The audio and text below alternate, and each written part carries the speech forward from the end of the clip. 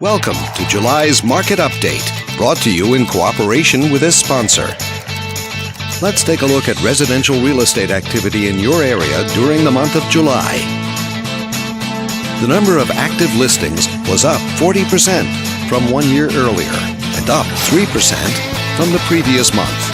This continued upward trend reflected a healthy inventory for buyers to choose from.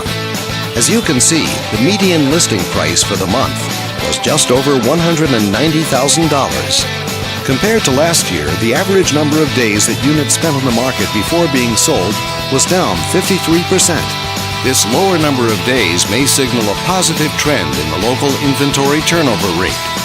The median sale price was just under $210,000. The number of units sold was consistent year over year, and decreased 10% month over month. Fewer sales could indicate an opportunity for buyers to negotiate better terms. Thanks for watching. We hope you use this information to make smart, informed decisions in your upcoming real estate transactions. Feel free to contact us for more information or further assistance.